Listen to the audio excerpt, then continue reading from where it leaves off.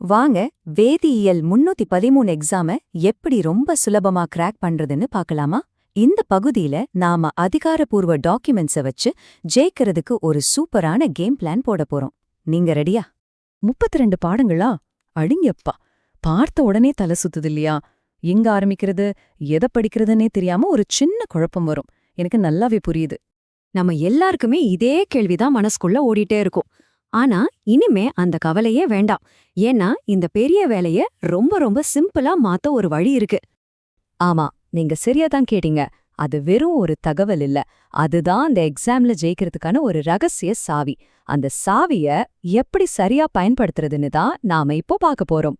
சரி, நம்மளோட முதல் ஸ்டெப் என்னன்னா, இந்த பெரிய சிலபஸ பார்த்து பயப்படாம அத அழகா 2ஆ பிரிச்சு பார்க்கறது தான். எது நமக்கு எக்ஸாமுக்கு முக்கியம், எது இல்லைன்னு நாம இப்போ கண்டுபிடிக்கலாம் வாங்க. இப்போ ஸ்கிரீன்ல பாருங்க, இதுதான் அந்த மேஜிக். உங்க சிலபஸ அதிகாரப்பூர்வமாவே 2ஆ பிரிச்சிருக்காங்க. இடது பக்கம் இருக்கிற 12 பாடங்கள் உங்க இன்டர்னல் அசஸ்மெண்ட்க்கு, அதாவது டிஎம்ஏக்கு மட்டும்தான். நம்மளோட முழு ஃபோக்கஸும் இந்த வலது பக்கம் இருக்கிற 20 பாடங்கள் மேல தான் இருக்கணும். இந்த ஒரு விஷயம் தெரிஞ்சாலே பாதி பாரம் குறைஞ்ச மாதிரி இல்லையா? ஆமாங்க, 32 இல்ல. உங்க இலக்கு வெறும் 20 பாடங்கள் தான். இப்போ அந்த பெரிய மலை ஒரு சின்ன மேடு மாதிரி தெரிய ஆரம்பிச்சிருச்சா? இதுதான் உங்க முதல் வெற்றி. அதனால உங்க முழு கவனத்தையும் உங்க நேரத்தையும் இந்த 20 பாடங்கள் மேல மட்டும் வைங்க.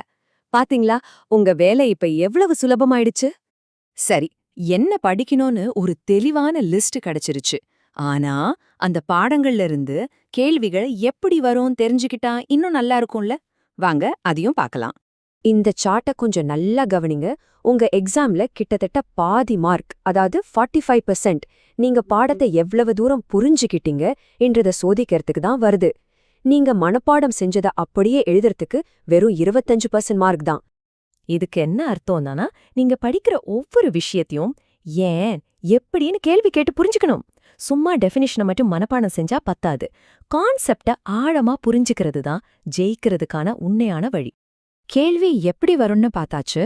இப்போ எந்த பாடத்துல இருந்து அதிகமா மார்க்ஸ் வருதுன்னு பார்க்கலாமா? இத வச்சு உங்க நேரத்தை சரியா பிளான் பண்ணிக்கலாம். இந்த சார்ட் ஒரு சூப்பரான ரகசியத்தை சொல்லுது. இங்க பாருங்க, தனிமங்களின் வேதியியல் அப்புறம் கரிம சேர்மங்களின் வேதியியல், இந்த 2 யூனிட்டுக்கு மட்டுமே தலா 18 மார்க். இதுதான் நம்மளோட ஜாக்பாட் ஏரியா. இப்ப சொல்லுங்க, இந்த சார்ட்டை பார்த்ததுக்கு அப்புறம் உங்க நேரத்தையும் உழைப்பையும் புத்திசாலித்தனமா எங்க முதலீடு பண்ணணும்னு உங்களுக்கு ஒரு ஐடியா கிடைச்சிருச்சு தானே? ஆமா, நீங்க நினைச்சது சரிதான். இந்த 3 யூனிட்டை மட்டும் நீங்க தரவா படிச்சிட்டீங்கனாலே மொத்தம் உள்ள 80க்கு 48 மார்க் உங்க பாக்கெட்ல இருக்கு. பாதிக்கு மேல. இதுக்கு பேர் தான் ஸ்மார்ட் ஒர்க். சரி, நாம இதுவரைக்கும் பார்த்த எல்லா முக்கியமான விஷயத்தையும் ஒன்னா சேர்த்து இப்போ ஒரு தெளிவான சிம்பிளான ஆக்ஷன் பிளானா மாத்தலாம். இதுதான் உங்க கொஸ்டின் பேப்பர் மாடல். இங்க ஒரு முக்கியமான விஷயத்தை கவனிச்சிங்களா?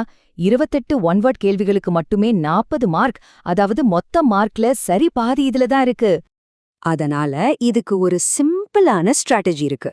ஒவ்வொரு பாடத்தோட அடிப்படை விஷயங்களையும் அந்த ஃபண்டமெண்டல் கான்செப்ட்ஸையும் நல்லா புரிஞ்சுக்கிட்டீங்கன்னா போதும், பாதி மார்க்க அசால்ட்டா வாங்கிடலாம். உங்க பேசிக்ஸ நல்லா ஸ்ட்ராங் பண்ணுங்க. உதாரணத்துக்கு இந்த கேள்விய பாருங்க. ரொம்ப நேரடியான சிம்பிளான கேள்வி இல்லையா? இந்த மாதிரி கேள்விகள் தான் அறிவு வகைன்னு சொல்லுவோம். அதாவது நீங்க படிச்சது உங்களுக்கு ஞாபகம் இருக்கான்னு செக் பண்றாங்க. இதுக்கு சட்டுன்னு பதில் சொல்ல தெரிஞ்சிருக்கணும். சரி, இப்போ இந்த 2வது உதாரணத்தை பாருங்க. இது முதல் கேள்வியை விட கொஞ்சம் வித்தியாசமா இருக்கு இல்லையா? இதுதான் அந்த புரிதல் வகை கேள்வி. நீங்க ஒரு விஷயத்த எப்படி புரிஞ்சுக்கிட்டீங்கன்னு இதை டெஸ்ட் பண்ணுது. ஞாபகம் இருக்கா? நம்மளோட 45% மார்க் இந்த மாதிரி கேள்விகளுக்கு தான் வரப்போகுது. நம்ம பார்த்த எல்லாத்தையும் இந்த 3 சிம்பிள் ஸ்டெப்ஸ்ல அடக்கிடலாம். 1, அந்த 20 பாடங்கள்ல மட்டும் கவனம் செலுத்துங்க. 2, அதிக மார்க் வர யூனிட்ஸ முதல்ல படிங்க. 3, நீங்க படிக்கிறப்போ இது அறிவு கேள்வியா வருமா இல்ல புரிதல் கேள்வியா வருமான்னு யோசிச்சு பாருங்க. இந்த பிளானை ஃபாலோ பண்ணுங்க. உங்க தயாரிப்பு ரொம்ப ஈஸியாவும் பவர்ஃபுல்லாவும் மாறும். இனிமேல் இந்த மைண்ட் செட்டோட படிக்க ஆரம்பிங்க.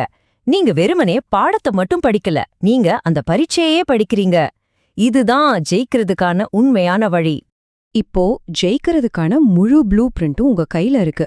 இத வச்சு உங்க உழைப்ப சரியான வழியில செலுத்துங்க. வேதியியல் 313 பரீட்சையில நீங்க நினைச்ச வெற்றியை நிச்சயம் அடைவீங்க. All the best.